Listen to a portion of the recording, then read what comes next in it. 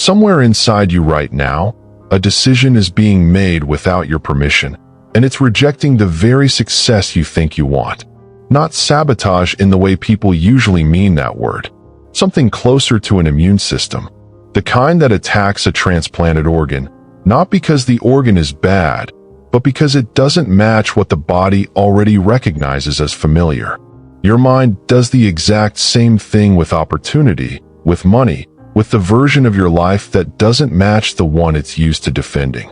This is why you can want something with your whole chest and still watch yourself quietly undo it 3 weeks later. It was never a lack of desire. It was rejection, happening below the level you can consciously observe. What you're about to hear isn't another list of things you should be doing differently. It's the exact mechanism deciding, right now, what your mind lets through and what it quietly sends back, and the specific shift that finally stops your own success from being treated like something foreign.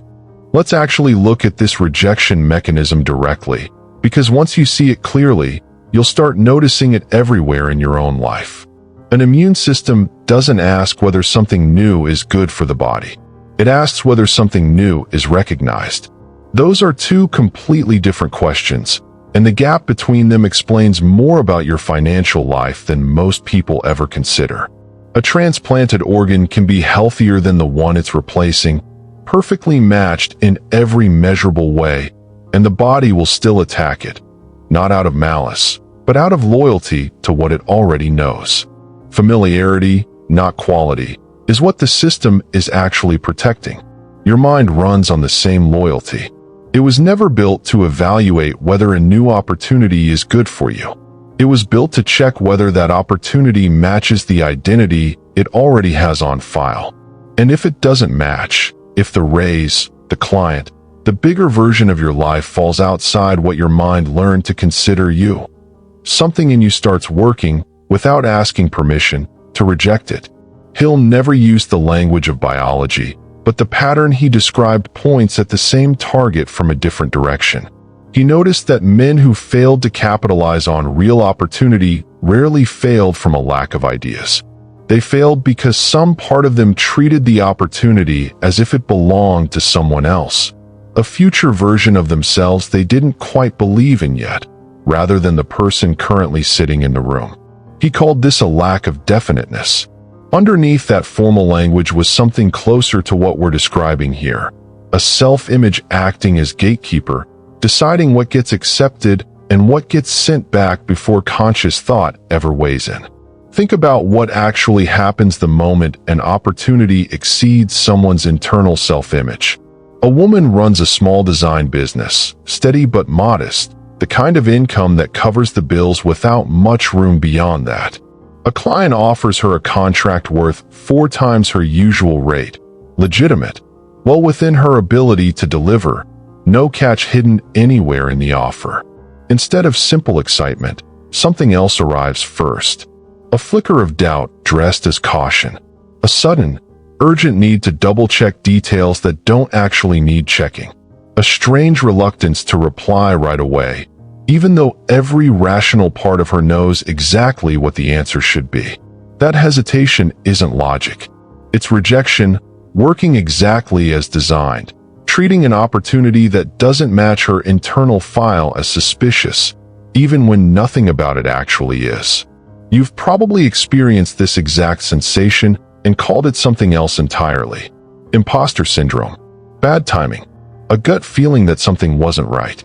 Strip away the labels, and what's usually underneath is far more specific, an identity encountering evidence it doesn't yet have a category for, and defaulting to suspicion because unfamiliar to a system built for self-protection, gets processed as unsafe by default, regardless of whether it's actually dangerous at all. Here's what makes this especially difficult to catch in real time. Rejection almost never announces itself as rejection. It borrows the voice of wisdom. It sounds like patience. It sounds like being responsible instead of impulsive. Nobody consciously thinks, this success doesn't match who I believe I am, so I should sabotage it. The mind is far too clever and far too committed to its own comfort to ever phrase it that honestly. Instead, it produces a delay that feels prudent.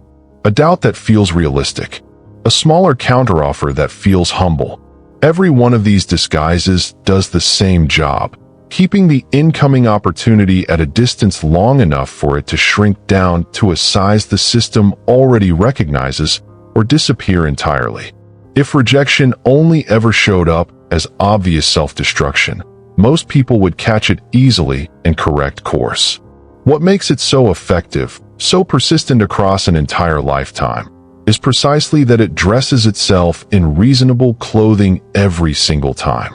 You don't experience yourself sabotaging your own success. You experience yourself being careful, being smart, being someone who simply wasn't quite ready yet. And by the time the pattern repeats across different opportunities, different decades, different areas of life, it no longer feels like a pattern at all. It feels like your personality.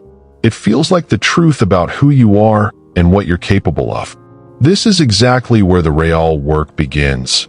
Not in trying harder, not in wanting success more intensely, but in identifying precisely what your internal system currently files under you, because that filing, more than talent or effort or timing, is what actually determines what gets let through and what gets quietly, politely, and consistently sent back. So if rejection is really just a mismatch between opportunity and identity, the next question becomes obvious and also uncomfortable. What does that internal file actually come from? Because you didn't write it. Not most of it, anyway. By the time you're old enough to consciously decide who you want to be, your mind has already been collecting data on who you are for years from sources you never got to vet. A tone of voice used when money came up at dinner. A comment made once, in passing, that was never meant to become permanent, but somehow did. The specific way ambition got treated in your house, celebrated, tolerated, or quietly discouraged as something that led to disappointment.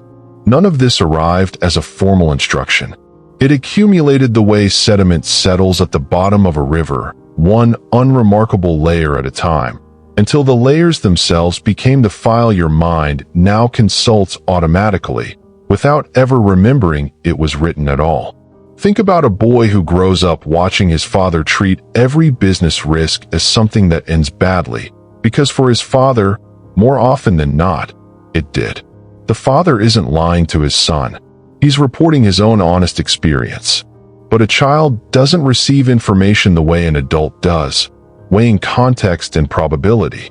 A child absorbs pattern as prophecy. By the time that boy becomes a man standing at the edge of his own real opportunity, decades later, in completely different circumstances than his father ever faced, something in him still flinches the same way his father used to. Not because the current risk is actually similar. Because the entry marked risk was written a long time ago by someone else's hand, and nobody ever went back to check whether it was still accurate. Hill spent much of his writing on what he called environment and suggestion, the way a mind absorbs its surroundings the way skin absorbs sun, gradually, invisibly, until the exposure becomes indistinguishable from identity itself. He wasn't describing something mystical. He was describing this exact inherited filing system, decades before neuroscience had the vocabulary to explain why early exposure carries so much more weight than anything encountered later, once the mind has already decided what counts as normal. Here's the part that tends to surprise people once they actually trace their own file back to its source. Most of the beliefs currently blocking your success were never actually about you at all. They were about someone else's experience, someone else's fear, someone else's specific circumstances at a specific moment in time, inherited by you not because they were true, but because you were young enough and present enough to be standing there when they were being written. Picture a woman who feels a persistent, low-grade anxiety every time she considers raising her prices, even though her work is consistently excellent and her clients are consistently satisfied. She's traced this feeling before, vaguely, to being just not comfortable talking about money. But if she actually followed that discomfort back far enough, she'd likely find a much more specific source. Perhaps a mother who equated asking for more with being greedy, who said so directly, more than once, in a tone that landed somewhere deeper than logic. That mother wasn't malicious. She was passing down her own file, the one she inherited from someone before her. The daughter never chose this belief. She simply arrived early enough to receive it, and never had a reason, until now, to question whether it was ever actually hers. This is precisely why willpower alone so rarely fixes this kind of block. You cannot out-argue a belief you don't know you're holding.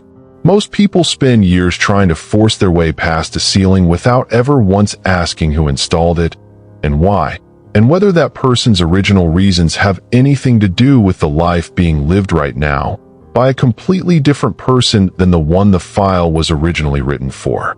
So here's the real question worth asking, and it's more specific than, why do I keep sabotaging myself? It's this: whose voice is actually inside the file marked success? And does that voice have any real authority over the decision in front of you today? Or is it simply the oldest entry in a file that's long overdue for revision? Here's where this gets genuinely useful, because identifying the origin of a belief is only half the work. The other half is understanding why your mind refuses to simply delete the outdated entry once you've spotted it. You'd think that once someone realizes a fear isn't actually theirs, that recognition alone would be enough to dissolve it. It rarely works that way, and there's a specific reason why. Your mind isn't running on logic when it comes to identity. It's running on consistency. And consistency, to a system built primarily for self-protection, matters more than accuracy ever will.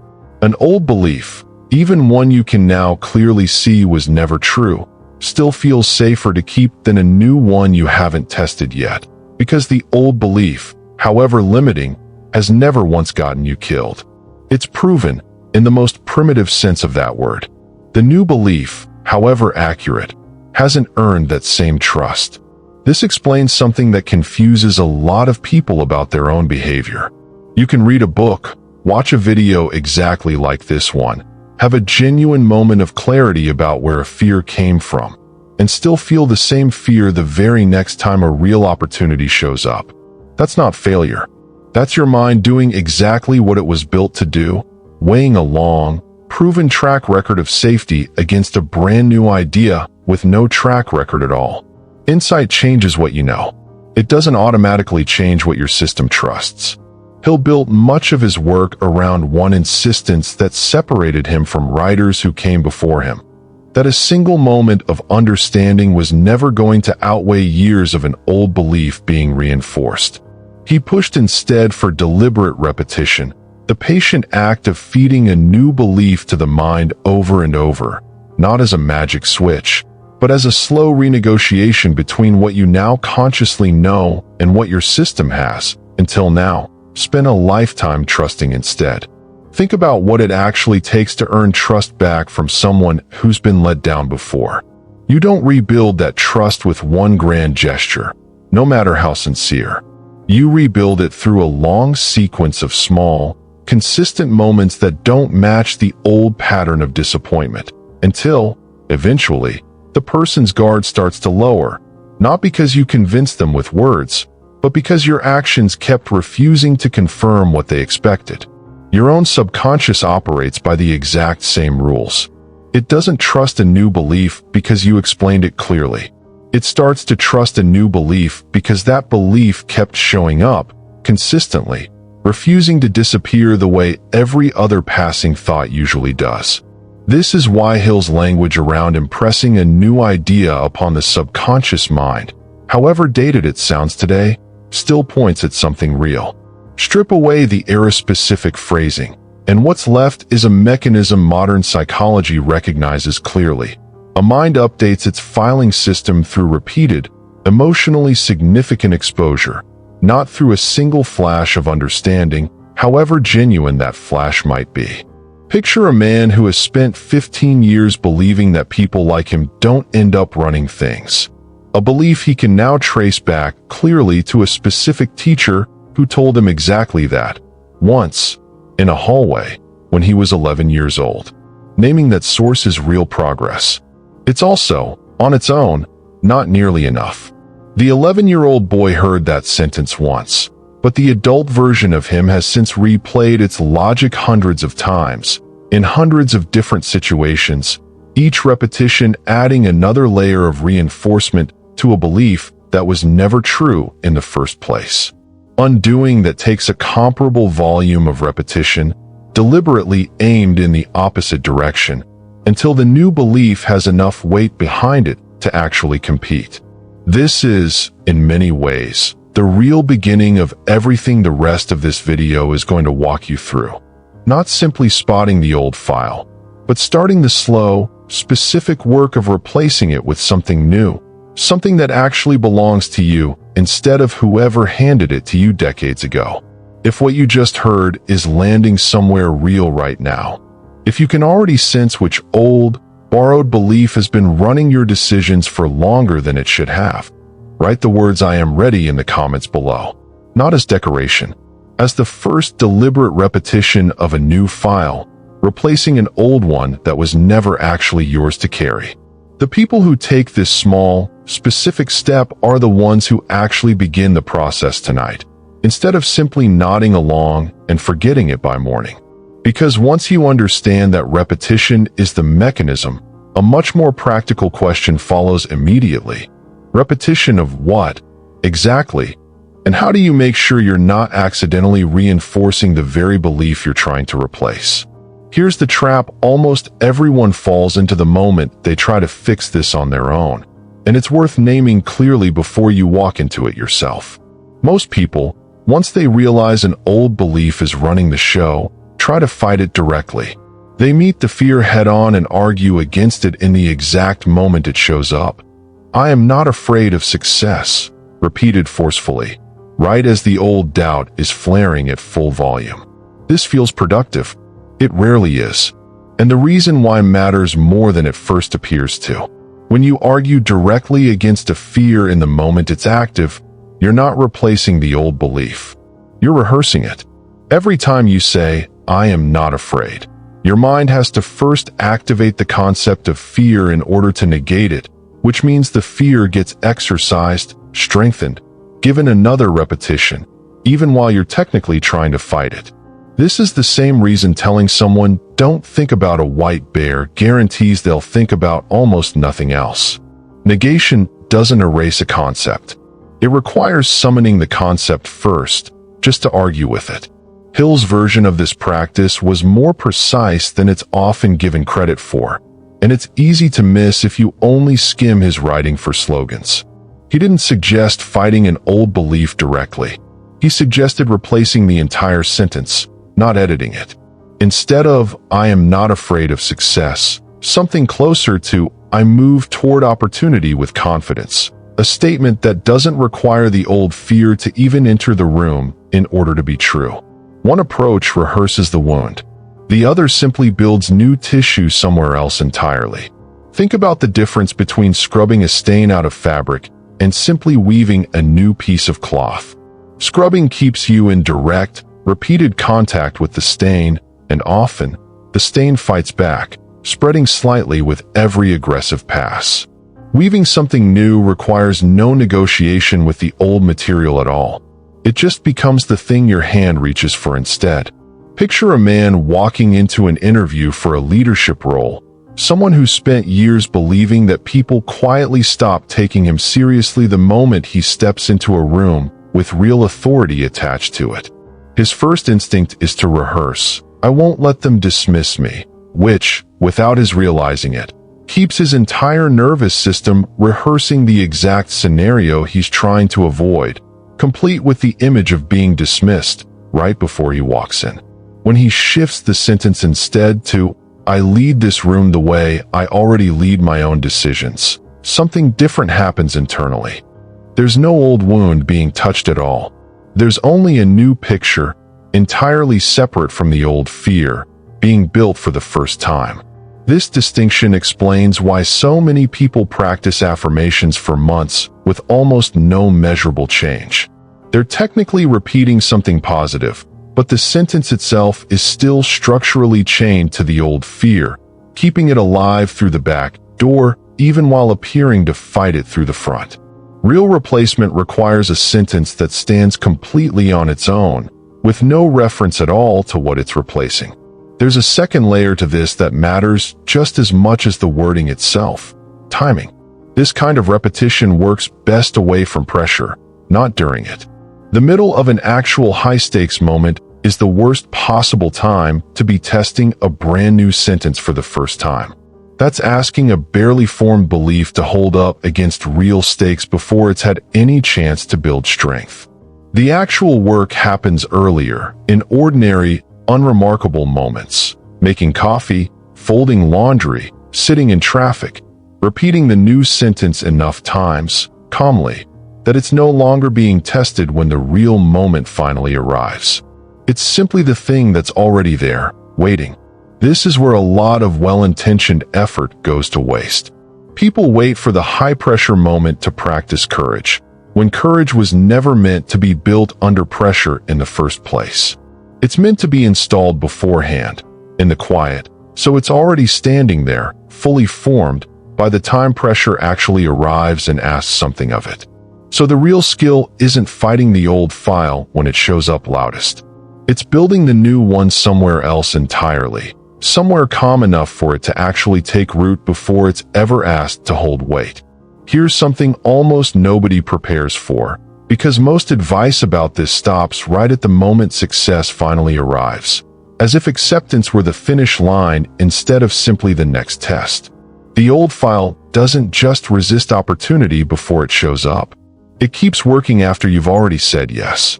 This is the part that confuses people the most, because it feels like a betrayal of all the progress they thought they'd made. You finally take the leap. You get the client, the promotion, the number you've been building toward. And then, weeks or months later, something strange happens. You find yourself missing a deadline you never miss. Second-guessing a decision you'd normally make instantly. Creating the exact kind of friction that puts you right back at the level your old file always expected you to stay at. This isn't bad luck, and it isn't a coincidence. Psychologists sometimes call this a return to baseline, the tendency for a person's results to drift back toward whatever level their internal identity considers normal, regardless of what actually happened externally. Your bank account can change overnight. Your internal thermostat rarely moves that fast.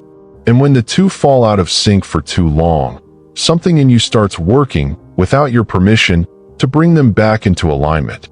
Usually by pulling the external number down rather than letting the internal setting rise to meet it. Think about someone who's spent years living paycheck to paycheck, finally receiving an inheritance large enough to change everything.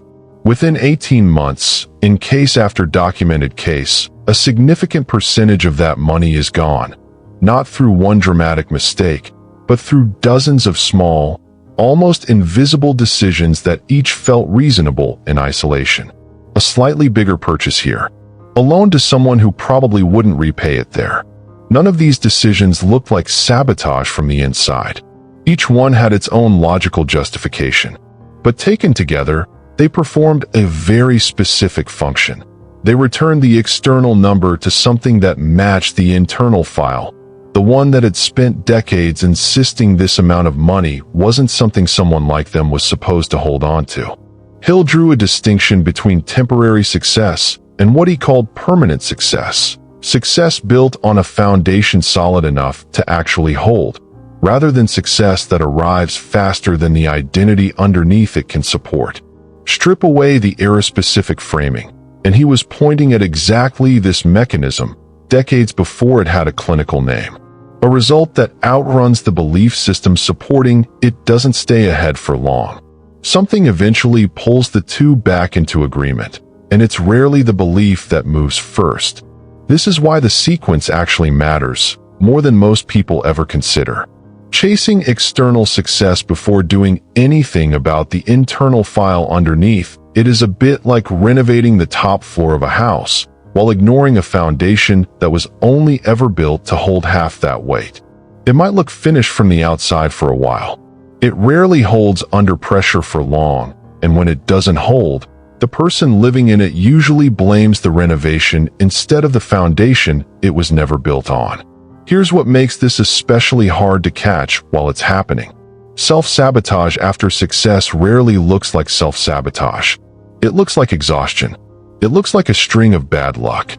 It looks like circumstances outside your control conspiring against you at exactly the wrong moment. And sometimes, genuinely, that's all it is. But when the same pattern repeats itself across multiple successes at a suspiciously similar point each time, it's worth asking a harder question than, why does this keep happening to me? The better question is whether some part of you is still operating from a file that was never updated to match the version of your life you've actually started building. There's a specific kind of vigilance this requires that goes beyond the initial replacement work. It's not enough to install a new belief and assume the job is finished. The old file doesn't disappear the moment a new one gets written. It waits for the exact moment success starts to feel real enough to threaten its authority. And that moment, more often than the beginning of the journey, is where the real test actually happens. So let's talk about that real test directly, because understanding it in advance is the difference between surviving it and losing ground you already fought hard to gain. Here's what that moment actually feels like from the inside, because it rarely announces itself the way you'd expect. It doesn't feel like fear. By this point, you've already moved past the opportunity, already said yes, already started living inside the new reality. What it feels like instead is a strange, low-grade discomfort with the success itself, a nagging sense that something's off, even though nothing external has actually gone wrong. People sometimes describe it as waiting for the other shoe to drop. Others describe it as simply not being able to enjoy what they worked so hard to reach, as if some part of them refuses to fully move into a house that still feels like it belongs to someone else. This discomfort has a name worth understanding clearly, because naming it correctly changes how you respond to it. It's not humility. It's not a healthy check on ego, the way people sometimes try to explain it away. It's your old file, still active, flagging the new circumstances as unrecognized, exactly the way it flagged the opportunity itself back at the very beginning of this process. The mechanism never actually stopped running. It just moved its checkpoint further down the road, from should I accept this to am I allowed to keep this? Think about someone who finally reaches a level of income they spent years working toward, only to find themselves oddly reluctant to update their lifestyle to match it, not out of financial caution, which would be reasonable, but out of something closer to guilt. Spending money that finally reflects the new number feels, to some part of them, like an admission they don't fully believe, like claiming a title they're still secretly convinced belongs to somebody else. So they keep living slightly below their means, not for strategic reasons, but because the old file is still insisting that this level of comfort was never meant for someone like them. Hill made a point of separating the ability to achieve a goal from the ability to hold on to it. And this is exactly the layer he was gesturing toward, even without the modern vocabulary for it. He observed that many men who achieved real success eventually lost significant portions of it, and he didn't attribute this primarily to poor decisions or bad markets. He attributed it to a failure to maintain a definite, unwavering mental attitude toward the success itself, long after the initial excitement of achieving it had faded into something more ordinary and sustained. This is where the earlier work in this video becomes essential rather than optional. The replacement sentence you build has to survive contact with actual success, not just the anticipation of it. Someone who rehearses, "I move toward opportunity with confidence," only until the opportunity arrives, and then stops, has done half the work. The sentence has to keep being repeated after the yes, through the months where the new reality is settling in, precisely because that's when the old file makes its most persistent attempt to pull things back toward familiar ground. There's a specific kind of attention this calls for, different from the vigilance required earlier in the process. Early on, you're watching for resistance to opportunity. Later, you're watching for something subtler, a reluctance to fully occupy what you've already been given. a hesitation to update your own self-description, a tendency to downplay a win in conversation, almost automatically, before anyone's even had the chance to ask about it. These small habits look like modesty. Often, they're the old file finding a new, more socially acceptable way to keep the new success at arm's length. If you've stayed with me until this point in the video, it's because you're committed to creating a life of abundance and success. That's why I invite you to subscribe to the channel. Every video here is designed to help you develop the mindset that attracts wealth, prosperity, and new opportunities every single day. Because there's one more layer to this that almost nobody talks about honestly. What happens when the old file doesn't just resist on its own, but recruits other people, without either of you realizing that's what's actually happening? Here's something worth understanding clearly, because it explains a pattern that confuses a lot of people about their closest relationships once real change actually starts happening. The old file rarely works alone. It has help, and most of that help comes from people who have no idea they're providing it. Think about how identity actually gets confirmed day to day. Nobody walks around consciously reminding themselves who they are every morning. Instead, identity gets confirmed constantly, in tiny, almost invisible ways, through how other people treat you, talk to you, and respond to what you say about yourself. And the people who've known you the longest usually have the oldest, most detailed version of your file memorized, sometimes more thoroughly than you do. They knew you before the update. Some part of them is still, understandably, referencing an earlier draft. This isn't malicious in the way it might sound. Describe this bluntly. A sister who's known you since childhood as the cautious one, the one who never took big risks, isn't trying to sabotage you when she says, carefully, just make sure you've really thought this through the moment you mention something bold. She's simply responding to the version of you her own memory has on file, the same way your own mind was doing before you started this work. She's not lying about who you are. She's describing who you used to be with total sincerity, mistaking it for who you still are now. Here's what makes this so effective at reinforcing an old identity, often more effective than your own internal doubt ever could be on its own. When the voice questioning your new direction comes from inside your own head, you can at least identify it as your old file talking. When that same doubt gets spoken out loud by someone who loves you, someone whose judgment you've trusted for years, it doesn't register as an old belief anymore. It registers as outside confirmation, evidence. And evidence from someone who knows you well is exactly the kind of thing your mind treats as more credible than a passing thought of its own. Picture a man in his mid-40s who finally decides to leave a stable, well-regarded career to retrain in something entirely different, something he's quietly wanted to attempt for over a decade. He mentions at first to a colleague he's worked alongside for years, expecting at least curiosity. What he gets instead is a long list of practical concerns, delivered kindly, clearly coming from a place of genuine care. The years already invested. The risk of starting over. What people at the office will think. Every single concern is reasonable on its own. But underneath the reasonable concerns is something the colleague probably isn't even aware of. A version of this man that's been fixed in his mind for a decade, and a quiet discomfort at watching that fixed version suddenly start moving. This is precisely why the people around you sometimes resist your growth, even while genuinely wanting good things for you. Two things can be true simultaneously. Someone can want your happiness and, at the exact same time, feel destabilized by a version of you that no longer matches the file they've been carrying for years. Their resistance usually has very little to do with you specifically, and everything to do with how unsettling it is to watch someone close to them prove that people can actually change more than expected. There's a specific kind of clarity required here, and it isn't about assuming everyone around you is secretly working against you. Most people questioning your growth are doing so out of love, filtered through an outdated memory rather than any real intention to hold you back.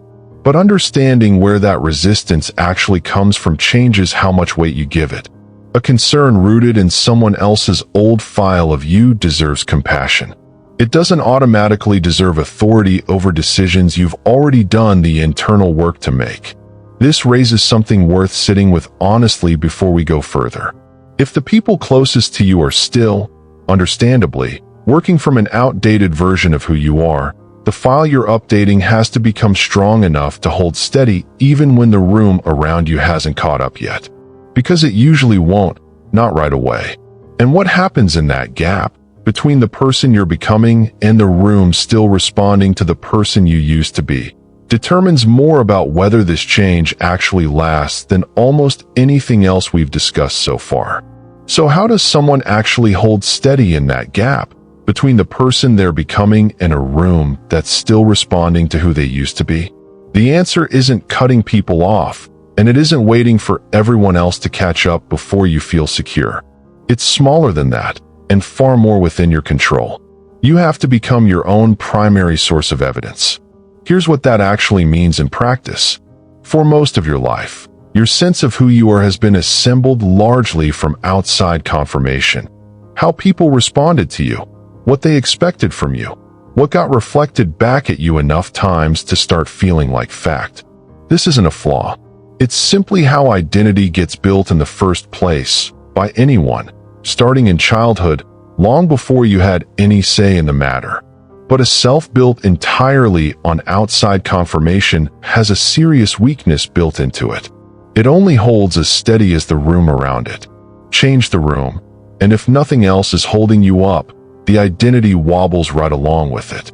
Think about the difference between a lighthouse that runs on power fed to it from the mainland and one that generates its own electricity on site.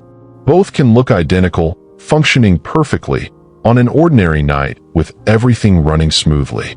The difference only becomes visible the moment the mainland connection goes down, which is exactly what happens the instant a room full of outdated expectations stops confirming the person you're actually becoming. Self-reliance, in Hill's writing, meant something more specific than the word usually suggests today. Not stubbornness, and not refusing input from other people. Something closer to an internal locus of proof, the ability to know something is true about yourself based on your own observed evidence, rather than waiting for permission or confirmation from people who haven't yet witnessed the change. This is where a specific practice becomes genuinely useful, not as a vague suggestion, but as something concrete enough to actually do. You start keeping your own private record of evidence, not for anyone else to see, just for the part of you that still occasionally needs proof. Every time you catch the old reflex and choose differently anyway. Every small moment where the new file wins instead of the old one. Every instance where you held your ground in a room that hadn't updated its picture of you yet. None of this needs to be dramatic. It just needs to be noticed, deliberately, and remembered, because your own memory of your own proof becomes the thing that stops requiring outside confirmation to feel real. Picture a woman who spent years needing her mother's approval before she could feel settled in any decision she made. What actually shifted things wasn't a single confrontation or a dramatic declaration of independence. It was smaller and slower than that. She started noticing, privately, every time she made a sound decision on her own, and it held up. Not because her mother agreed with it, but simply because it worked, because she could see the result for herself. Over months, that private evidence accumulated into something her mother's opinion could no longer override. Not because she stopped loving her mother, but because she'd finally built a second source of proof that didn't depend on approval from the first one. It was never really about confidence in the abstract sense people usually mean. It's about where the evidence is actually stored. Someone whose sense of self lives entirely in other people's reactions will always be at the mercy of whichever reaction arrives most recently. Someone who's built an internal ledger of their own proof carries that evidence with them into every room, regardless of what that particular room happens to believe about them that day. There's a specific reason this matters more now than it would have earlier in this process. Once you've done the work of identifying the old file, replacing the sentence, surviving the initial success, and noticing the resistance of the people around you. This is the piece that actually makes all of it durable long-term. Without it, every one of those earlier steps stays vulnerable to erosion, one skeptical conversation at a time. With it, the whole structure finally stops depending on anyone else's timeline for catching up. And once that internal evidence starts to genuinely outweigh the outside noise, something changes that goes beyond simple confidence. It starts to change what you're actually capable of noticing in the first place, which is where this entire process finally starts to loop back to where it began. Let's go back, for a moment, to where this video actually started, to that image of an immune system rejecting something that was never actually dangerous. Because there's a part of that mechanism we haven't fully closed the loop on yet, and it's the part that explains why, once your internal file genuinely updates, opportunity itself seems to behave differently around you. Here's what happens once rejection stops running the show. Your mind doesn't just become more willing to accept success when it shows up. It starts noticing more of it in the first place. This isn't mystical, and it isn't about the universe suddenly rearranging itself in your favor. It's a direct continuation of the exact filtering mechanism this entire video has been describing from the beginning. Think back to how rejection actually worked. Your mind was screening incoming information against an internal file, flagging anything that didn't match as suspicious, unfamiliar, not quite you. That screening process doesn't only operate on opportunities you consciously encounter and consider. It operates far earlier than that, at the level of simple attention, deciding, in the background, what even rises to the level of something worth noticing at all. A mind still running an old, limiting file doesn't just reject a bold opportunity when it's directly offered. It often filters that opportunity out before it's ever consciously registered as an opportunity in the first place. This explains something that confuses a lot of people about their own lives, something that can feel almost eerie the first time they notice it. Two people can sit in the exact same room, exposed to the exact same conversation, the exact same passing comment, and only one of them actually notices it as something worth pursuing. It isn't that the opportunity only existed for one of them. It's that only one of their internal systems was calibrated to let it through as visible, relevant, worth a second thought. Picture a meeting where someone mentions, almost in passing, that a project still needs someone to lead it. For one person in that room, the comment registers as background noise and nothing more, not because they weren't listening, but because their internal file doesn't currently include person who leads projects as a recognized category. For someone else hearing that exact same sentence, something shifts slightly instead, a flicker of genuine interest, because somewhere in the recent months, through the exact kind of repetition this video has walked through, their file has already been updated to include that category as familiar territory. The sentence spoken into the room was identical. What each mind was capable of registering from it was not. Hill wrote about certain men seeming to attract opportunity as though it followed them personally, while other men, equally capable on paper, seemed to remain invisible to the exact same possibilities sitting right in front of them. He wasn't describing luck. He was describing exactly this. A mind whose filtering system had been updated widely enough that it started surfacing relevant signal automatically, the same way any well-calibrated instrument starts picking up a frequency it used to filter out as static. Here's why this matters more than it might initially seem to. It means the work this entire video has walked through isn't really about forcing yourself to accept one specific opportunity that shows up once. It's about recalibrating the entire system responsible for deciding what counts as visible in the first place. Someone who's done this work doesn't simply become braver when opportunity knocks. They start hearing more knocks, because their own filtering system has stopped screening out anything that doesn't match an outdated, borrowed identity from decades ago. This also reframes something worth sitting with honestly. If you've ever felt like opportunity simply doesn't find you the way it seems to find other people, The problem was likely never a shortage of opportunity in the world around you. The world is not actually that unevenly generous. What's far more likely is that your own filtering system, built from an old file you never consciously chose, has been screening out exactly the kind of signal you've spent years insisting you wanted more of.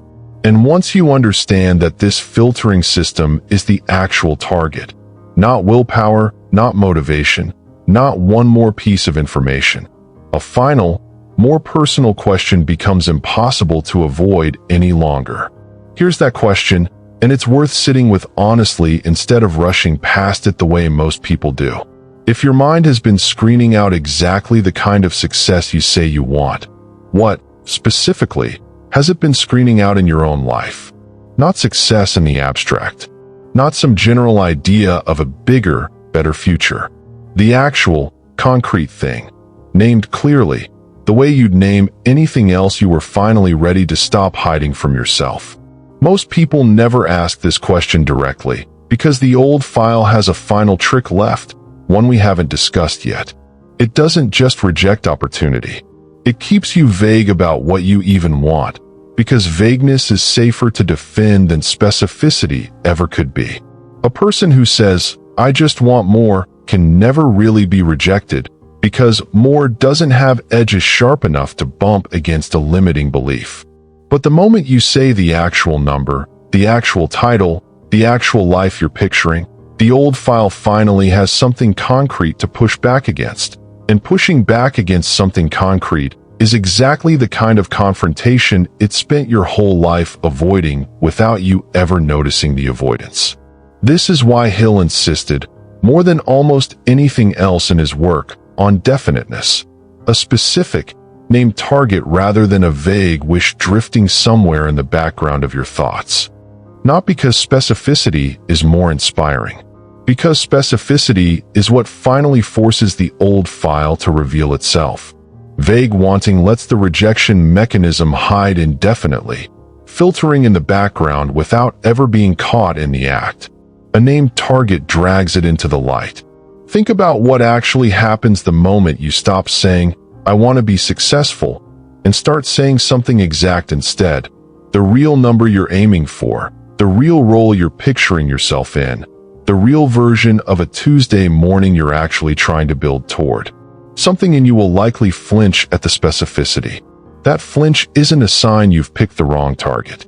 It's the old file, finally cornered, finally forced to respond to something it can no longer dodge by staying comfortably undefined.